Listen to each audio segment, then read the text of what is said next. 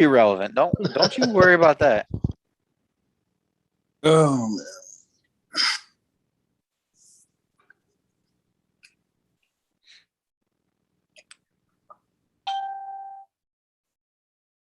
All right, and take off. Go ahead, Big Shot. We are live. It is Tuesday night. It's international break, so this is a good time to check in with the beautiful game. This is Stoppage Time FC via the Scene, capital T, lowercase h-e, all capitals SCEN is the YouTube. Stoppage Time FC is the Facebook group. Follow us everywhere. Capitals SCEN on Facebook for the Facebook fan page. Follow us, like us, subscribe, notifications on. A lot of things going on in the world of the beautiful game, man. So with the international break, it's a great time to catch up. Two-time UCL champ, Zach in the building. Manchester is blue. Main man Joe in the building.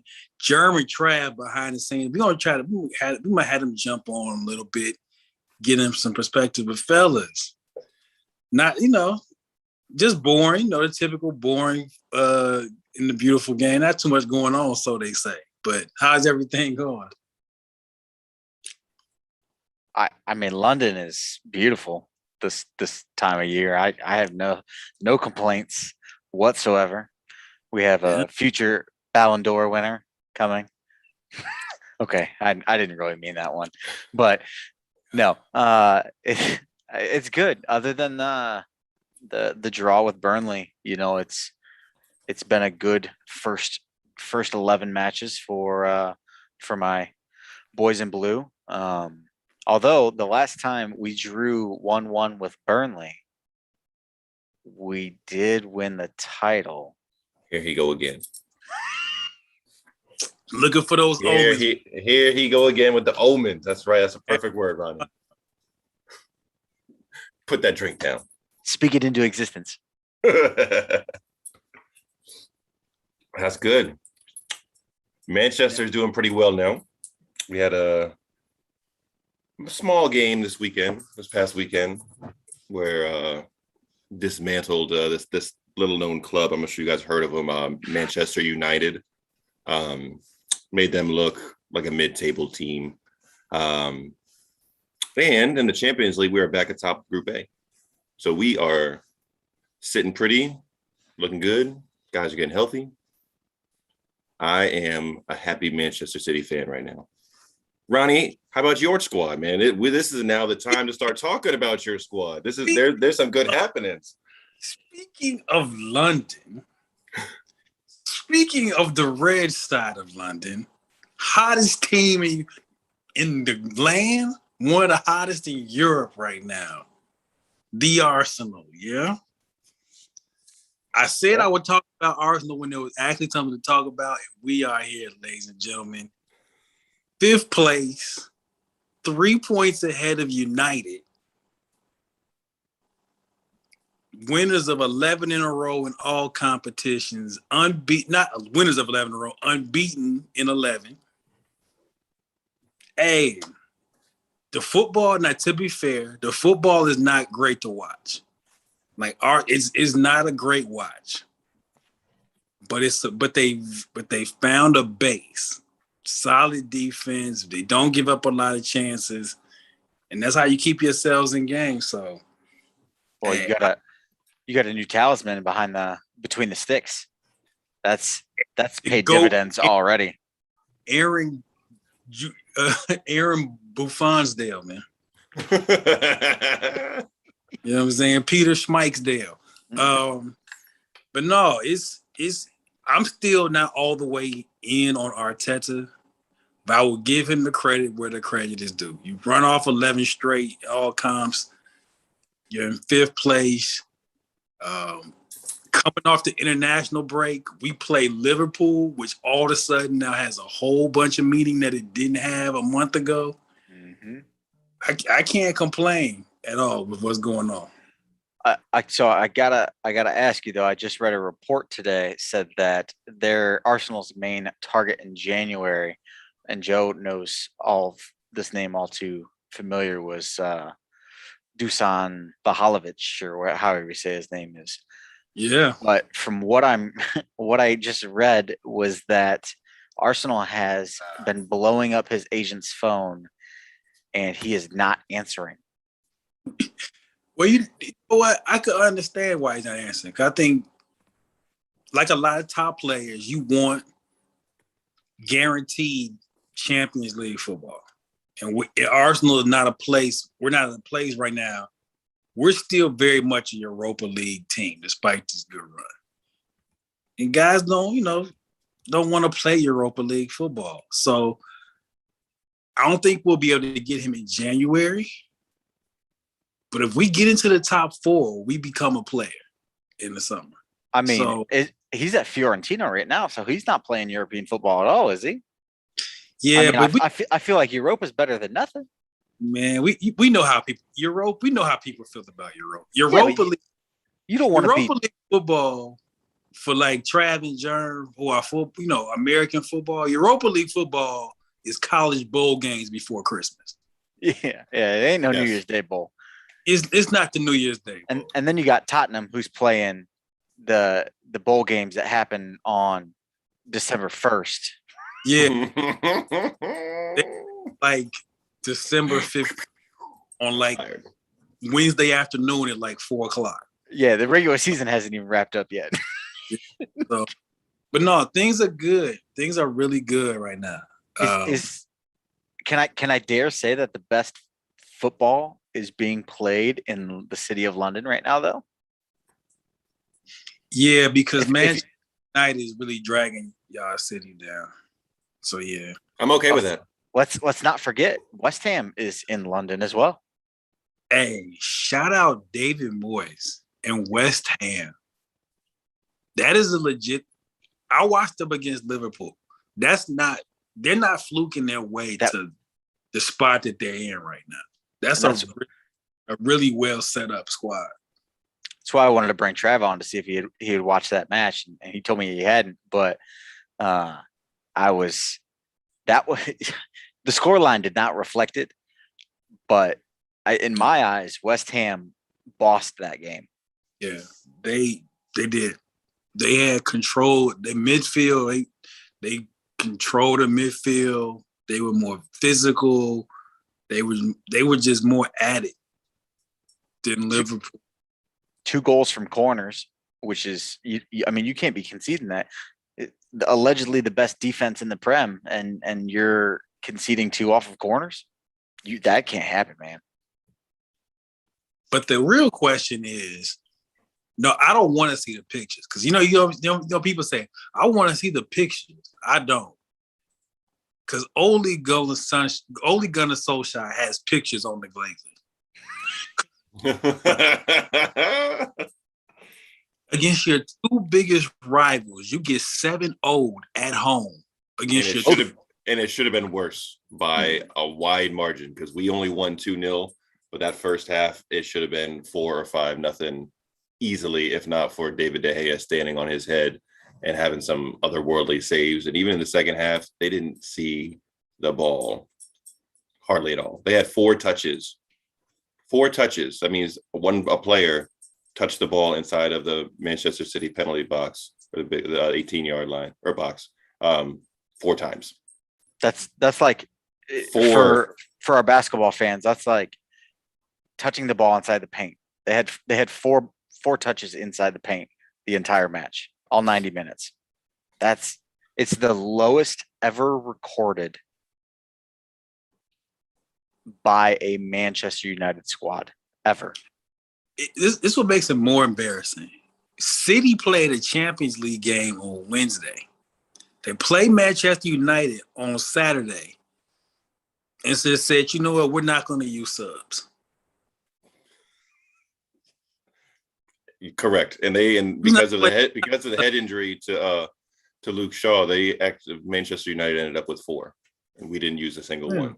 And most of the guys that played also played Wednesday. They didn't, And you're right, Joe. And Pep is sort of disrespectful for this. I don't know how you can do this in football, but they just like the second half just said, yeah, we're not even gonna try to score. We just knock the ball around. That's it. You know, we so don't care about you. We won't try to score.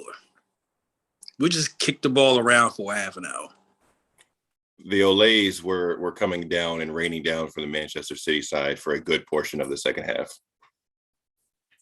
It was shameful the lack of effort that was being displayed by the United front 3 or 4 guys, just lazily walking around, half-assed, challenging and putting a little bit of pressure on the ball. Kevin De Bruyne and Ilkay Gundogan were just sitting with the ball from 30 yards with nobody even pressuring them. There was a point, I told Zach this during the game, De Bruyne was carrying the ball through the midfield, fell down, got up, and then played a pass with not a single United player within 10 yards of him. That's one of the best midfielders and players in the world, and nobody's going to close him down. Good luck to you. Good luck to you. I don't understand it, man. Like this organization is in, I don't know what's worse right now, United or Barcelona. The only reason I give it to Barcelona is because not only are they in a team crisis, they're also in an organizational crisis from a money standpoint. Right. But this organization, this team, whatever you want to call it, will be lucky to finish mid-table if they continue down this path. And it just got worse. You know, they just lost Pogba for the rest of 2021 at least because of international duty. Everyone's favorite friend, international duty. Strikes again. God, I really hate international windows. Not only is international duty, but if you're Pogba, right? I'm a free agent. Well, on a free in the 6 months left before I become a free agent. Why am I rushing back to this train wreck again? Here's the interesting question: Does he suit up again for United? Knowing that he's 6 months out, he can start negotiating in January. If he's out till January, does he see the pitch again? I mean, I think he will, but I think it's a legitimate question that can be asked. I think there's absolutely those kind of conversations going on between him and his agent at this point, for sure. It's gotta be. If Man United is terrible, I'm rushing back to play for a team I probably will not be playing for in 6 months. Nah, I'm good. I'm good on that. Good on that. I think the thing that frustrates me most about watching United, Joe and I talked about this, and we saw it in the City match, is if you didn't catch Blue versus Blue in the last episode, I had told Joe that I believe Manchester United is now a worse team with Cristiano Ronaldo than they were before he arrived there. That's not from a talent standpoint. Obviously, they're better from a talent standpoint. They are worse off as a team because of him. Because the one thing Cristiano Ronaldo will not do ever is track back. He is not playing defense. He's not coming back. He's not man marking. He's not zonal marking. He's not helping. He doesn't do that. I don't do that. And it has taken that team and it has spread like wildfire. I saw it numerous times. Mason Greenwood, who is one of my favorite players for United, just looks like almost like a mere carbon copy of what Cristiano Ronaldo was doing. He was lazy. He didn't track back to the ball. He didn't play defense. He was just waiting for his defense to get the ball and play it up to him. And for that reason alone, coupled with the fact that obviously Ole can't command the room anymore. His training tactics are dreadful. Man United is trending. No, they're not trending. They're plummeting in the wrong direction. He's not the player you bring in for a team that needed more than that. He's supposed to be with Joe. To be honest. It was a cool story. The legend returns, He's supposed to be City. He's the finishing piece at this point in his career. He's not. We bring him in and we need other things. Like they needed another midfielder. They needed another center back because Maguire has proven he's not. So they signed him, and they really were like 3 players away, and he should have been the last player. So and Ole is not the manager that's going to hopefully bring at least some of those things that Zach mentioned out of him. Pep and the system and the players in Manchester, if he would have come to the blue side, I think would have had a much better chance of pulling at least some type of defensive skills out of him. And Pep most certainly would have commanded more than Ole. But I'm thrilled that Ronaldo used us as a leverage point to get to where he really wanted to be, because that's ultimately what those rumors were about City being interested.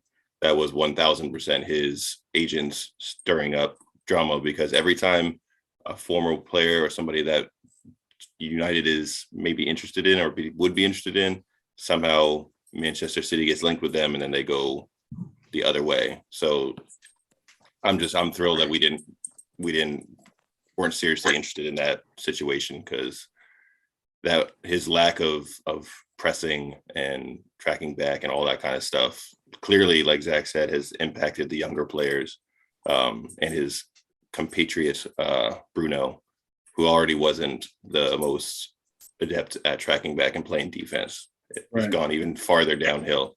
So, and in that locker room, it's not strong enough to handle his personality and have him like assimilate into the group. He is now the dominant personality in that locker room, and they're all going to follow him. And that was something that I wanted to hit on too. Is I don't know if Pep would have gotten anything out of Cristiano, truthfully, just because I don't think Cristiano is that type of player now. But City is built to withstand that.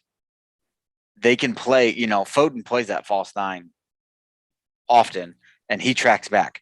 He plays defense just as much as he plays offense. So you can afford to have a player like Cristiano who sits, past the halfway line, and doesn't track back if everybody else is doing that. I mean, most teams do that. Right. But when you have a team like United where you have your top 3 are all kind of just standing around aimlessly, that's a recipe for disaster. And then you like you said, you couple that with the fact that Cristiano's, I don't think he's a cancer. Like I've never once thought that Cristiano was a cancer, but his personality and his demeanor does not, it's not a breedable culture. I mean, because to me, at least, Cristiano he's self-made, right? He's put in the work. He did it at Sporting and Real and United before that. So it's always been Cristiano. Truthfully, he is exactly the same thing that Zlatan is without the mouth. Yeah. He just wasn't. They needed so much more than him, and I think they severely overestimated Ole's managerial skills. 100%. And they're paying for it. Now they're 6th as we're taping this, 6th or 7th, 3 points behind Arsenal, who was awful for for the first three weeks of the season. You were dead last. You were 20th in the table. Last 20th. And I don't know. I just don't know unless if they're not gonna fire Ole, I just don't see how it gets any better. They missed their window now at this point because now recently we've had a slew of hires. We have. So who at this point are they going to bring in to take over mid-year at this point? So it's almost like they have to ride it out with him. I know this is going to sound really like dumb because it's almost like the Yankees, and I'm comparing them just because of the club stature here, but you don't ever turn down Manchester United. But on one hand, does anybody really want to go there right now, given the current state of where that club is at? I don't think anybody would go mid-season. I don't think anybody's going to leave their current job mid-season to go there in the state that it is now. I think you could get somebody to go in the summer, but okay, but who though? That's what I'm trying to think. Like, okay, so I know that everybody is all hot on Ten Hag from Ajax. He's the hot ticket item because he's on a phenomenal tear in the Champions League and in the Eredivisie. But let's say that Ten Hag doesn't want to go. Let's say that he's happy at Ajax and they sign him to a long contract, or let's say he goes to Germany. Say Dortmund's job opens up or something like that. Where do they go? I can't think of a single name now, other than, all right, let's speak things into existence, right? How about this? David Moyes goes back to United after leading West Ham to two successful seasons in a row, because they're in the Europa League this year for the first time ever. They have never made the Champions League. David Moyes was unfairly fired in my eyes the first time. You can't. And I shout out to our boy Alex, and they had talked about this on their podcast. But any manager who ever takes over after a man like Sir Alex, you're doomed from the rip. Like you have no chance, none. And so he's about the only name I could see right now that would be maybe interested in going back. Certainly interesting, because the other name that they were being thrown around with was Antonio Conte, and he is now with that other team we mentioned earlier in their bowl games and whatnot. So I don't. That move still baffles me. I don't understand it. Him going there at this point, and if I do. $23 million for 18 months. That's why. But why not do this in the summertime? Because $23 million. I mean, if you're Tottenham and you already went through the whole rigmarole of trying to find a coach, and you landed on Nuno just to fire him 3 months into the season for somebody who was available at the time of the original hire, why not just go for Conte over the summer? Because they probably weren't going to give into demands of what Conte wanted then. Now they're in a dire state where they have to. But for me, it's one of those things that if I'm on Antonio Conte, I know why. Like, other than the $23 million, like I get why he would take this, because, and he said it when he was at Chelsea. I will never forget this quote. He said, at Chelsea, winning trophies is a requirement. At Tottenham, it is a luxury. It's not expected. So he can go. He literally is taking a job on an 18-month contract for $23 million. Let's not skip that. That's a Right. lot of money. That's over $1 million a month. He gets a lot of money. And he has no pressure. Oh, so he doesn't work and they end up paying him the rest of that money and he rides off into the sunset and does whatever he wants.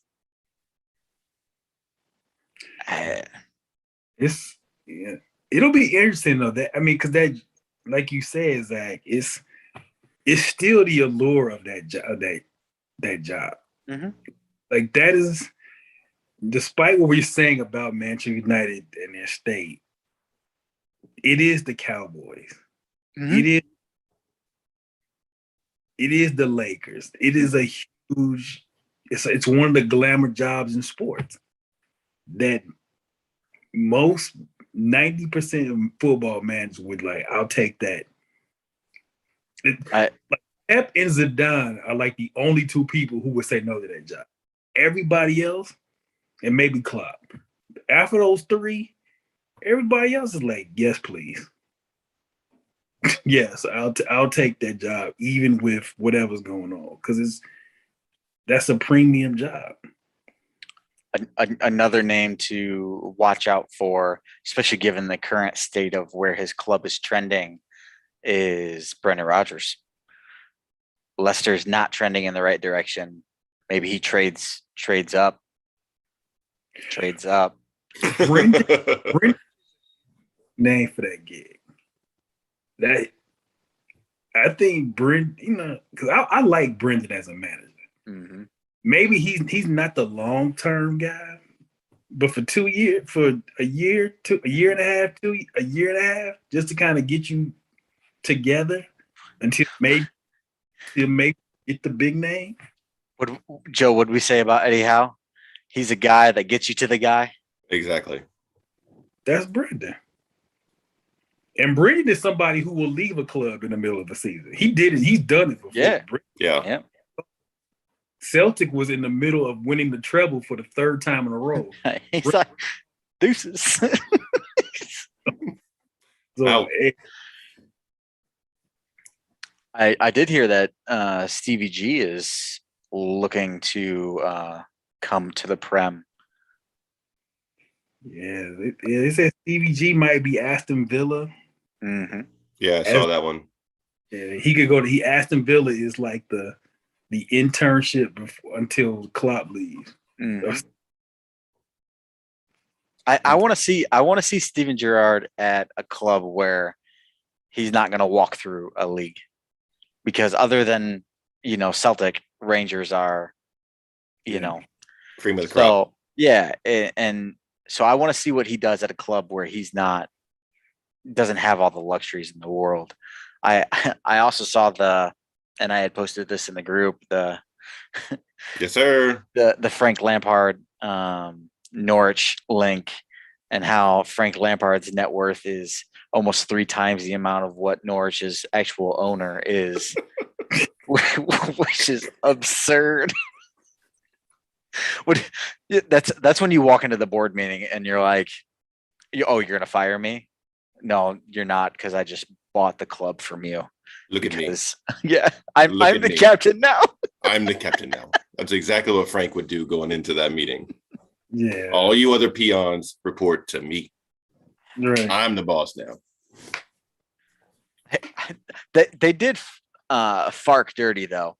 How you gonna get your first win in the Prem all season and then fire him? Like, that's dirty. Could have given him at least one more week. Yeah, that's Norwich is they just here to make up the numbers. Norwich just come to the Premier League because we need 20 teams to play in the league. They're just trying to get a little extra cash bonus when every time they're back in the champions and the champions they get the booster payment. They get the booster payment for getting promoted. They get the big payment for getting relegated. Norwich is really on like PPP loans of football right now. They just get That's the what money. they do. And it's great. Go ahead, Zach. No, I was just saying, it's funny how every single year we look at the same 6 clubs that pretty much trade spaces, whether it's Fulham, Norwich, like Watford is one of those clubs. Like they're always like flip flopping and it's like, oh, we're back in the Prem. Just kidding. For a season. For a You know, season. you know who's the only club that doesn't have a win right now in the Premier League now that Norwich has got their first one? Mr. Eddie Howe's new club. Newcastle is the only team without a dub. Can he save them from relegation? Because I'm telling you, that's going to be a hard sell. You can't go into your first major transfer window under new ownership being in the championship. Yeah. You're not attracting shit. Eddie Howe's only job is to make sure they don't get relegated. Mm-hmm. His job solely get us out of, do not get us relegated. I love how they're like, oh yeah, it's a 2-year contract.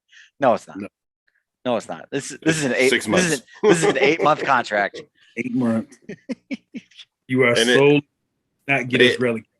They have to spend in January to add to They that got to do something because they cannot, after this massive takeover, afford to they can afford to money wise, but as a club and where they want to go, you can't afford to stay where they're at and get relegated into the championship and have a championship club worth their ownership worth $200 billion sitting there. So they're going to spend and get him some horses to use, but can he guide them in the right direction? So, I mean, there are certain 5 points out of the clear zone. Watford's at 10, and they're sitting at 5 with Norwich. Burnley's in there, Zach, with 8.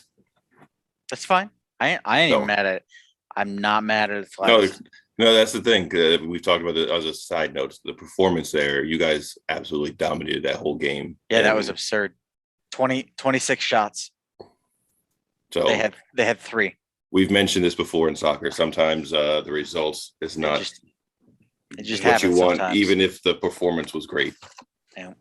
So managerial changes over in Spain. Mm-hmm. All hail King Xavi. King Xavi is in. Ronald Koeman is out. I tell you, if Barcelona gets in the Champions League, he's done a great job. Mm-hmm. I want to see if he can get him out of his group. If he can get them out of that group, he's done wonders. Because Barcelona, I watched them for a half 2 weeks ago. It is not. It's not going on. It's not good. Not even by Barcelona standards. Just period.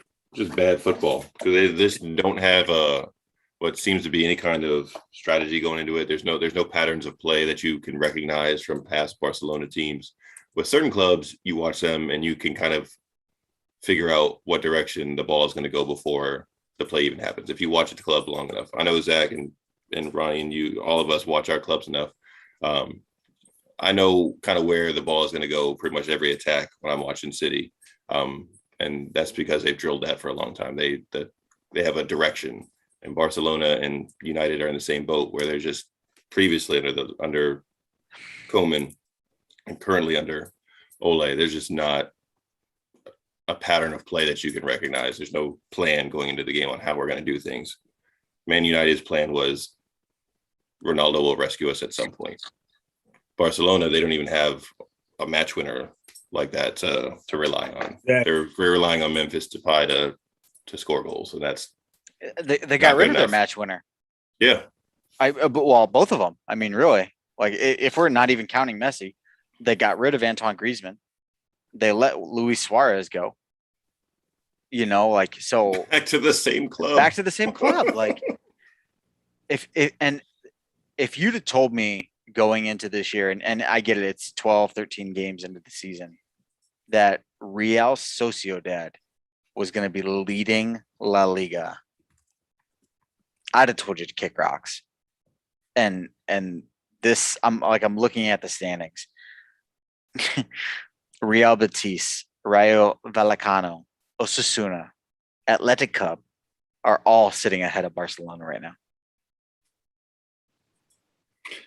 You know who's leading that attack in Real Sociedad? Yeah, it's your boy El Mago. Mm-hmm. He's still out here. Yep. It's Silva still out here. Yeah, Barcelona. That's a worse job than United right now. Considering their financial state, it's just United. You have the financial backing to remake your team. Barcelona. They made Xavi pay half his damn release clause. is that true? Yeah, he had to pay Good $2.5 million out Lord. of that 5 to get him to come midway through. What a twilight zone we're living in right now, where a Barcelona target and coach has to pay their own release fee, at least half of it. It's like, and This that's is like, unbelievable where we're sitting with this club. look, Xavi is unlike any previous club legend that returns to coach. He's not Frank Lampard. He's not Ole Gunnar Solskjaer. Like, Xavi is a tactical genius. Like, we saw that when he was playing. We've seen it, in his limited coaching roles. However,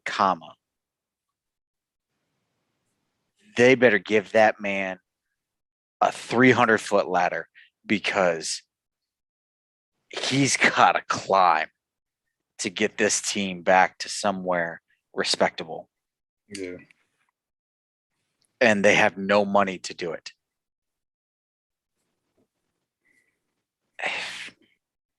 It's definitely a mountain to climb. There are some talented players there. They have a lot of young guys that are quality players and players that most of the other big clubs would want to have on their team. And they have some aging vets that are on their twilight side of their career that can help guide them, but they don't have anybody kind of in that mid-range and the prime of their footballing career that can bridge the gap between those two. They don't have the star that like Chelsea, you got Lukaku. Like, even United struggle still has Ronaldo. They don't have a player on Barcelona that you could lean on and say, we're struggling, but this guy take over. Can take over and can win us 2 or 3. Like, Messi, this show you just how amazing Messi is. Like, if you still have Messi on that team, Messi's good enough to win us 4 or 5 in a row by himself. What I see the other day, Barcelona blew a 3-0 lead for the first time in I don't know. It was a really long time. 3-0 first half lead. Yeah. Gave up 3 in the second half. It's 28-3. Yeah. Walked them down. So yeah, it's bad. So yeah, this is, as Joe's pointed out, we live in a very weird. It's exciting time, but it's weird that Barcelona and Manchester United are bad, and West Ham is good. United is bad. Barcelona is bad. Real Sociedad is good. It's weird things going on in the world in the beautiful game. And now we have an international break, and everybody's just praying. And shout out to TT, because that man, I love the fact that he is not ashamed to speak his mind, because he was upset that Berhalter selected Pulisic and that Southgate selected Mason Mount. They're both coming off of injuries, and that's a club manager's biggest fear is your players who are already coming off of an injury, who are trying to regain fitness, going and injuring themselves further. And that's look at Pogba. Now he's out 6 weeks. And with Christian specifically, the U.S. men's national team have a gigantic game on Friday night against Mexico, their biggest rival, and the energy and the amount of physical toll that game alone is going to take on the players in that one. Yeah, and Berhalter's selecting him with the intention that he's going to play. I would imagine, at some point in feature, and that game just takes it out of you. So having him coming off an injury and being put into a massive match like that, that's asking a lot. It's a recipe for disaster, and that's we talk about this every damn time. Like, the international windows are the bane of my existence. If they just did away with them, I wouldn't even be upset. There's gotta be a way to get these qualifying tournaments and get these things done. Either do one break, or either do it in the summer or just do one big break. Yeah. But like the start of the season is just annoying. It People interrupts so getting much. hurt. And now there's no international break for like 3 or 4 months. And now we're piling games on top of each other for like the next year. Yeah, there's this one, and then I think it's March is the next one after that. And just think, this time next year we'll be gearing up for the World Cup right in the middle of everybody's major seasons. I'm still confused on how they're going to run this. They're going to have to do something. They're It's going to a have year to, out, and they still haven't released any details of how it's going to work like that, which is mind-boggling. Craziness. So, Zach, you were going to talk to the people about a rivalry. Was it the Milan derby we're going to talk about today? Yeah. So, well, I guess we'll introduce kind of what we were thinking of doing for the folks. We did this with Know Your Role a while back, where we explained different positions and things like that. But what Joe and I were wanting to do is we want to kind of take a step back and trace it back to some prominent clubs' roots. Talk about the history of clubs and talk about what they've won and how they've got there, some of their best players, some of their best managers, and basically also what the clubs mean to their cities. And everybody knows that, Joe and I are Chelsea and City fans. Like, that's no, nothing new. So we wanted to kind of get away from what we normally talk about. And that's why it was my idea to start with Milan and highlight AC Milan and Inter Milan, and kind of go back to the roots there. So in a upcoming episode of Stoppage Time, you will be seeing us. Hopefully we can get some more guests on to talk about, these two clubs and clubs in the future. And maybe it'll be one of these routes where we start highlighting rivalries and quote unquote derbies, and we go Liverpool and Man United, or, Barcelona versus Real Madrid. And we can kind of go down that route and talk about those clubs and kind of what they mean to everybody. So that's what we're thinking. Let us know in the comments what you're thinking, if that's something that you guys would like to see, or if you're certain teams. We don't have to start with the Milan clubs. I just know that the history there is rich.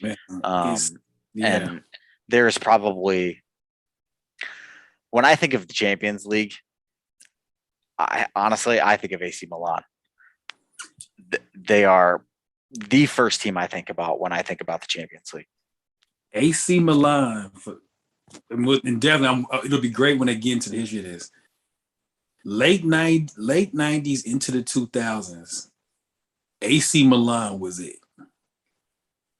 AC Milan was one of the elite clubs in Europe, period. Like, it was like AC Milan, Madrid were like, those were the clubs. So, those famous red and black striped kids. They had the super teams, like the 90s, certainly into the 2000s. So yeah, that would be some great history. Inter Milan also, they came back last year, had a great season, but Inter Milan also 90, early 2000s, the blue and black Pirelli jerseys. They were it. They were definitely it. Trying to break out a little bit and give us some history lessons on some like the big rivalry and big clubs and everything. So we're looking forward to it. So let us know which rivalries you would like us to hit up and research a little bit, because that gives me and Zach and the boys some more time to research some clubs that we like to learn more about. I'll get our boy Jay Ham researching and getting the history side of some of this stuff. You might like that. That was the first time I was ever introduced to Clarence Seedorf, and how much of a monster that man was in the middle of the pitch. And truthfully, the greatest defender of all time may have been a AC Milan legend in Paolo Maldini. Oh yeah, before the Prem, the money just took over the Premier League. Italian football was the gold standard of football for a long time. AC Milan, Inter, Juventus, Parma, like Italian league was it. And we'll get it. Was it. We'll get into this when we highlight all those clubs, but you think about where all the money was, because you had all the Italian motorsports companies, you had all the fashion, moguls, you had all the large banking moguls. They were all in Italy. And so, they had all these influences in the clubs, and I actually just watched on Netflix, it's called Bad Sport, but they do a whole segment on the Juventus match fixing scandal during, I want to say it was in the 90s. But it's brilliant, and it just talks about the amount of money, the sheer wealth that was there before TV deals, before all this sponsorships and things like that. You had Opel. Opel was the sponsor of AC Milan. And as that was a side, that was a damn squad. Yeah. Yeah, they were the glamour team of that era, for sure. And the Italian league was the league. Italian league was what the Premier, in terms of popularity, even it was what the Premier League is now. The Italian league was in the 80s, 90s, even into the early 2000s. God, Pirlo, Frank Rijkaard, Ruud Gullit, like yeah. These are some of the best players to ever grace the game, and a lot of them were playing at the same time on the same club. And it's, you talk about super teams. Oh yeah, there you go. Milan had super teams.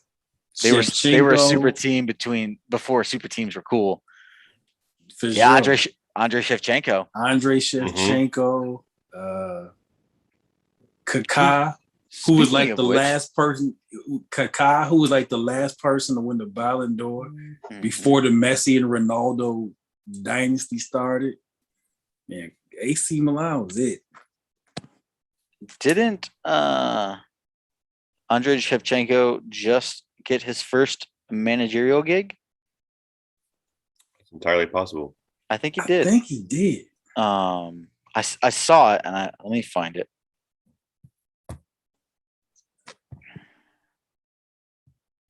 So Joe, while Jack's looking that up, so this is the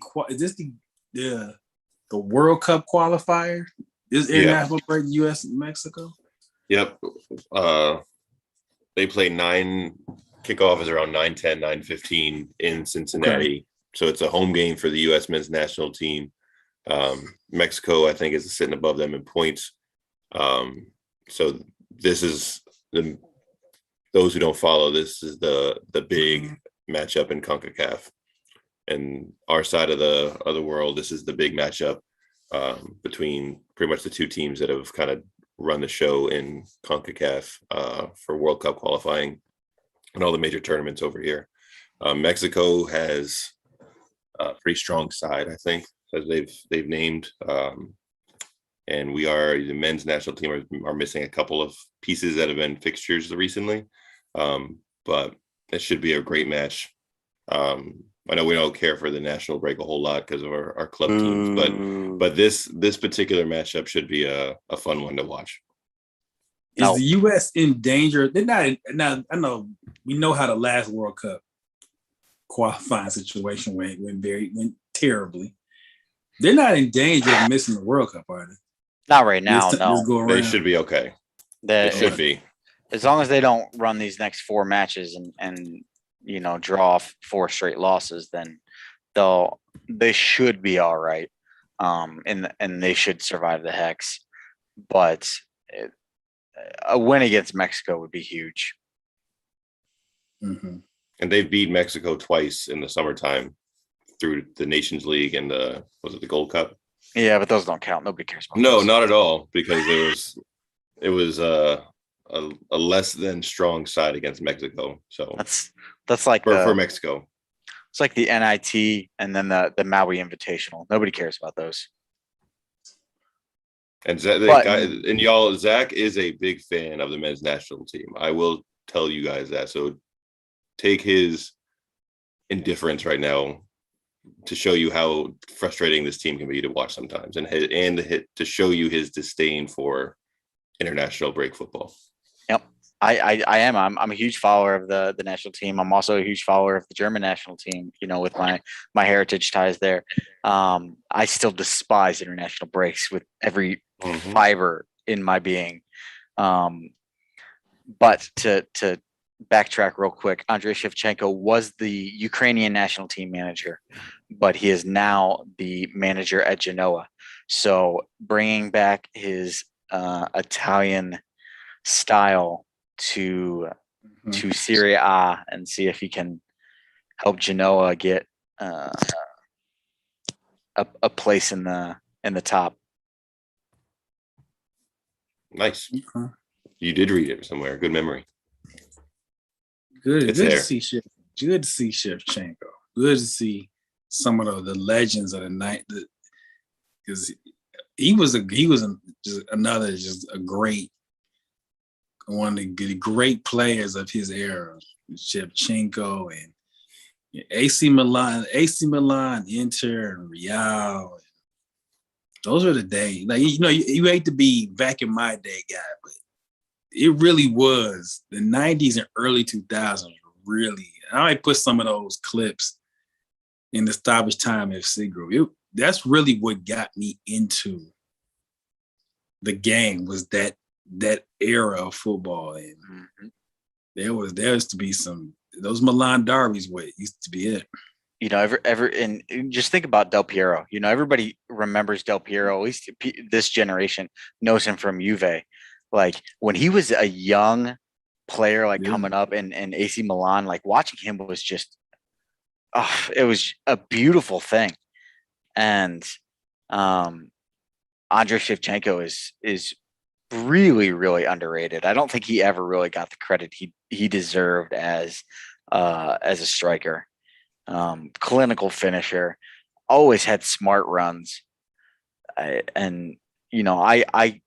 got into club football in the early 2000s, but as Ron said, I step back and I will watch old matches from the 90s and early 2000s and just see the pure talent that was on the pitch, because there are a lot of players, you could look at that Chelsea side that just won the Champions League, and there will be a handful of players that you will never remember in the grand scheme of things. And that's coming from a Chelsea fan. Right. There are players that I will always remember from the 90s on sides that, Nestra and it's Rui Costa, like, all Yeah. those players that were not the team star, but had they gone to any other side in the world, and they would have been a superstar for that team. Yeah. So what else we got before we wrap up? What else we got going? I know Well, it's international break. We talked about how much we load the international break, but what else is going on? let's see.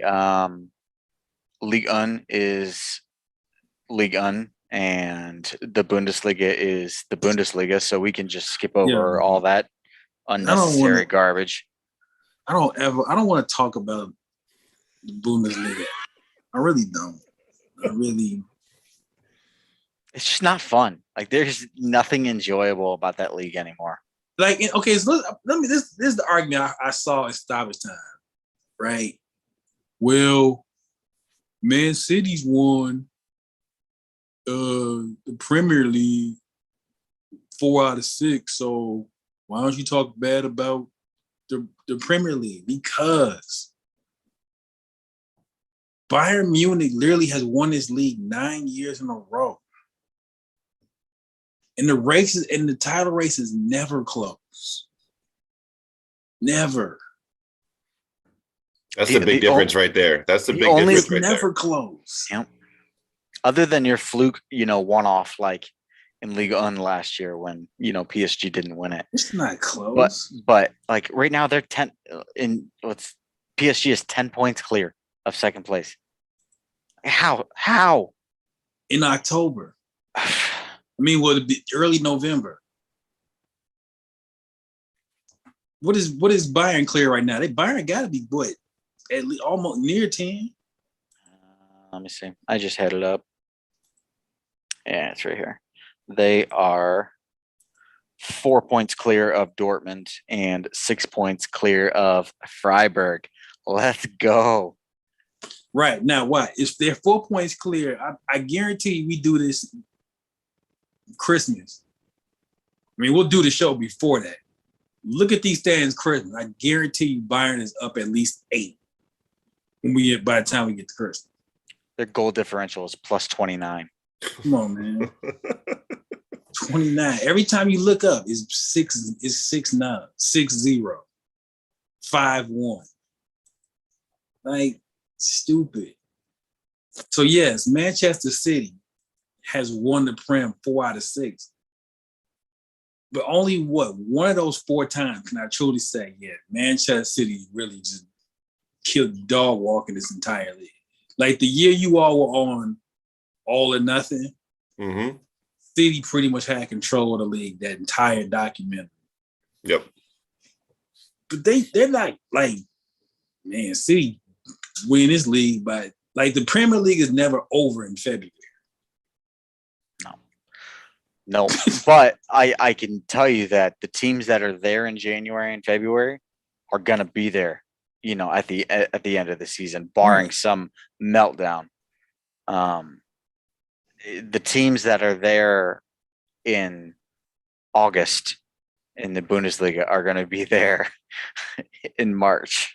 Like you could right. You could almost predict the Bundesliga order 1 through 4 when season starts in August. I can tell you you can tell. Bayern and Dortmund gonna be 1-2. Their league's over. Next. Next. Bayern Dortmund 1-2. PSG and insert team is not in league. Yeah. Whether it's Monaco or it's Montpellier or you pick a team. Yeah, Olympique Lyon. It's one of those teams will be up there, but they won't be challenging. And prior to last year in Italy, Juve had won it 9 straight. Juve won it, right?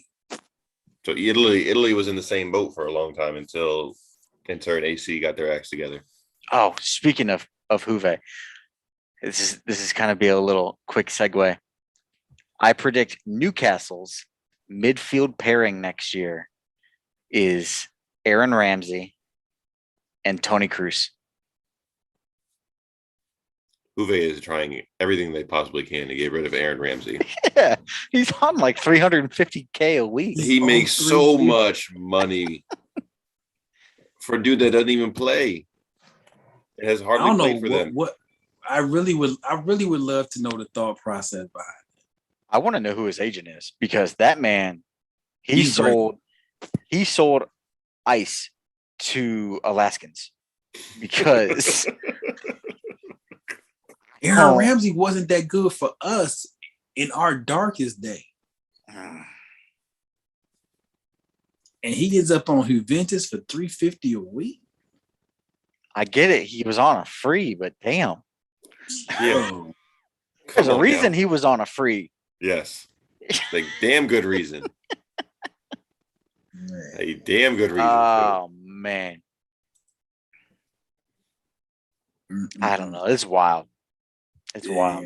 It's wild. And we're going to come back from the international break, and then we're going to be into the holiday period. Busy. I'm so excited for Boxing Day. Boxing Day is, for those of you that don't know, Boxing Day is like Black Friday for the English. And it is not only the busiest shopping day, but it's also the busiest day in football because every single team plays on Boxing Day. And it's just an absolute madhouse. And I love it. It's nonstop from 7:30 in the morning. I'm up watching football all day, laptops, screens, you name it. It's always good matches. Like everybody, it's like an unspoken rule that everybody's like, we have to field our strongest side on Boxing Day. Because most of the networks have multiple channels covering different games, kind of like the final day of the season, where pretty much every match is televised. They're going to be every match is going to be on somewhere. So let's do a quick bet. Is Ollie still manager on Boxing Day? I'm going to say yes, even though I wouldn't. But so I think the 6 weeks from now. 6 weeks from now. 6 weeks from now. And we have an international break that's what, 2 weeks? So there's only 2 matches this round. So that's a month of play. Hold on. Let me look something up. Look up let's see if with the fixture. I know we played in December. So do we. December. Their next. Oh, Jesus Christ! No, there ain't no way. Okay, so there's no way. What's from the international break being over to Boxing Day? Who do they play? Let's so see. He's gonna lull him back into a sense of security because they're gonna thrash Watford. Okay, that's a win. That's thrash Watford. Then they go to Villarreal, to Chelsea. So I think he'll find a way to draw Villarreal to get them to qualify for the knockout. Y'all beat them. Then he goes there. Then they're home against Arsenal. We beat them. They're home against Crystal Palace, who is finding their footing. That's dicey. Patrick Vieira has Crystal Palace reeling right now. Then they are home against Young Boys in the Champions League. They have Norwich, Brentford, Brighton, and then Newcastle is Boxing Day. He's got to get through. He's got to get out of the group. If he can get out of the group, he'll survive. No, because he's gonna drop of these next 1, 2, 3, 4, 5, 6, 7, 8, 9, 10. There's 10 matches between now and Boxing Day. He's going to drop he's going to drop points in at least 6 of them.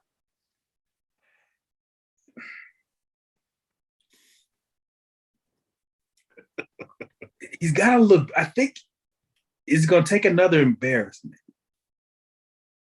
Well, Brentford's Late. December 14th. That's a good served up But embarrassment. no, but like if Chelsea goes out there and just rolls 3-0. So he won't survive to December. Okay, well, I'm not going to count the Arsenal match because that's December 2nd. He can't survive the next 3 big matches between Villarreal, Chelsea, and Arsenal taking any lopsided losses. He could lose 1-0. He could lose 2-1. He gets drubbed by any of those 3 sides, and he's done. We don't have enough firepower to make it to make it bad. Like we could beat them we'll have a convincing 1-0. Like we're not gonna be able to, we're not good enough to do the Liverpool and just walk them 5-0. I bet you put 3 up. I bet you put 3 up on them. I would like to see it. Our attack is still kind of now. With Chelsea with the healthy Lukaku, could beat them 3-4-0. Ronnie, their best holding midfielder is Fred. Fred right now is like not that great. You all could be the people that get him fired. It could be you. It could be you. I don't think we're not strong enough in attack yet. They need to put on them. They should put Aaron Ramsdale at holding midfielder because they need something. Maybe that's what it is. That's what it is. Put Ramsdale holding midfielder and De Gea. We're trying to help United fans in the nightmare. I think it's gonna have to be Chelsea. It's gonna have to be. It's on Zach. It's on you to get. I don't want to though. Yeah, let's keep him around as long as possible. I don't want to. I'm enjoying this train of endless abyss. Amen to that, brother. And as long as we secure 3 points, I don't care how it's done, because I'm happy with where we're at in the standings right now, clearly, and I want to make sure that we take points from the teams that are, those iffy games. You gotta take points from teams like Brentford and Norwich, and those are obvious must wins like Tottenham. I mean, everybody knows that that's a win, but the iffy games like United and Liverpool and West Ham, those are the games where you need 3 points to really set yourself apart, and that's how City's had their rise to fame and their claim is because they've gotten those tough wins in hostile crowds. And that's what truthfully, that's where I'm really curious to see what happens to David Moyes and West Ham, because they haven't played Chelsea at all yet this year. And I don't know if they've played City yet. If they beat us 2-0, that was the game that we had Laporte sent off at halftime and played the whole second half down a man. That's right. We haven't played them at all yet, so I want to see how we match up against our London compatriots. All right, and there you have it. Stoppage Time FC. We'll be back. We're going to try to not keep the people waiting so long, but you should be all caught up. Remember, Stoppage Time FC Facebook group. Scen is the Facebook fan page. Like, subscribe, share, tag a friend, tell a friend, notifications on. Zach, Joe, Big Germ, Big Trav behind the scenes. Stoppage Time FC signing out. Glory, Man United.